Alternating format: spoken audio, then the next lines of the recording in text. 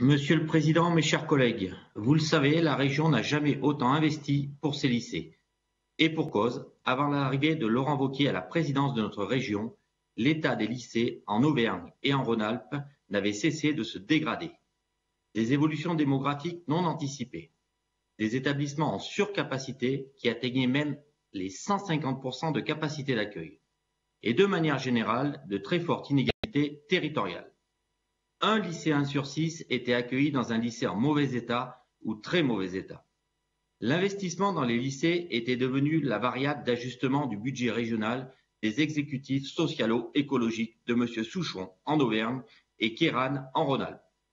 Avec la présidence Wauquiez, les lycées ont été remis au milieu du village. Dès 2016, un plan Marshall doté de 1,5 milliard d'euros a été lancé pour financer la construction, la rénovation et la sécurisation des lycées en Auvergne et en Rhône-Alpes, y compris pour les lycées privés, jusqu'à la privée de financement par la région en Auvergne. Cet effort, c'est tout simplement du jamais vu en France. Et nous avons pu le faire parce que nous avons fait des économies significatives dès le début pour dégager des marges de manœuvre et pouvoir investir massivement dans nos lycées.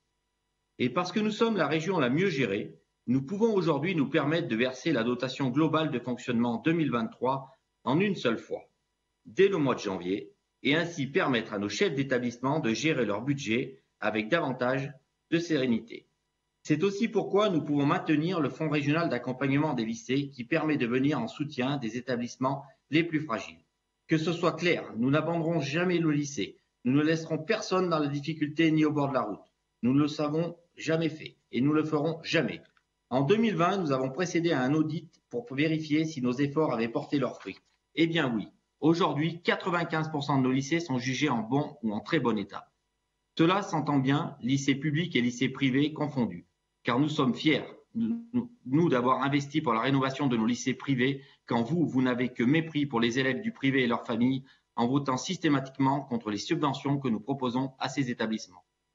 Pour nous, les élèves du privé ont tout autant de valeur que les élèves du public.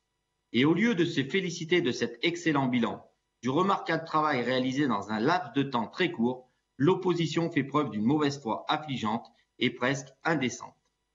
Comment pouvez-vous, osez-vous même nous accuser de ne pas avoir préparé la transition énergétique de nos lycées, quand vous-même, lorsque vous dirigez nos régions, vous avez laissé dépérir nos lycées? Sans vouloir parapher notre président de groupe à la dernière assemblée plénière, il est vrai que les écologistes, ça ose tout. C'est même à ça qu'on les reconnaît. Je vous rappelle, dès 2016, le plan Marshall comportait un volet consacré précisément à la performance énergétique, pour en finir avec les passoires thermiques que nous avions laissées. Aujourd'hui, 22 lycées utilisent une chaufferie bois. 40 sont équipés de panneaux solaires photovoltaïques. Et d'ici la fin de l'année, 100 lycées seront raccordés en réseau de chaleur urbain, alimentés en énergie renouvelable. Et je ne pourrais citer encore la mise en place de luminaires modernes et LED ou d'utilisateurs de capteurs de CO2 connectés pour réguler et rationaliser le chauffage dans nos établissements. Nous avons aujourd'hui le parc de lycées parmi les plus performants de France sur le plan environnemental. Et oui, 70% de nos établissements scolaires sont considérés aujourd'hui comme très performants d'un point de vue énergétique.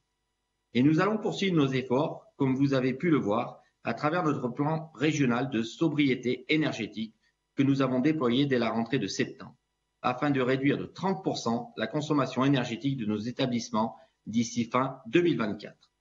Par ailleurs, à l'opposition écologique qui a parfois la mémoire courte ou plutôt sélective, je vous rappellerai également que les nouveaux lycées que nous construisons sont des modèles du genre. Je pense notamment au lycée Charles-Mérieux à Lyon ou au lycée Gergovie de Clermont, qui produisent plus d'énergie qu'ils n'en consomment. Le lycée Gergovie, par exemple, que je connais bien, a été tout simplement le plus gros chantier en paille et bois d'Europe. Il a été réalisé uniquement à partir de matériaux locaux et il est équipé de 800 mètres carrés de panneaux photovoltaïques et d'une chaufferie alimentée par des granulés bois produits dans les départements du Puy-de-Dôme. Il a tout simplement aujourd'hui la plus haute labellisation en termes de performance énergétique.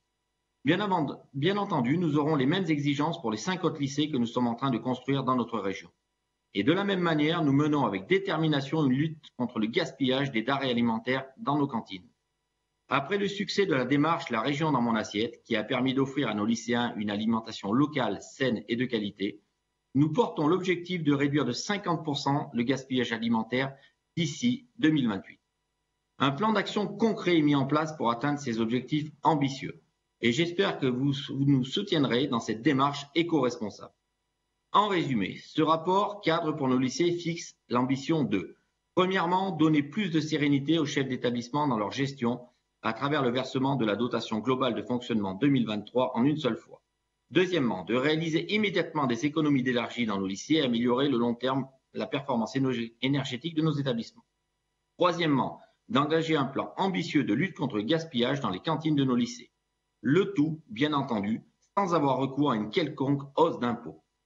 Objectivement, et si l'opposition fait preuve d'honnêteté, nous ne pouvons qu'être d'accord avec ces trois ambitions et voter pour ce rapport. C'est en tout cas le vote des élus du groupe Les Républicains, divers droites, société civile et apparentés. Merci.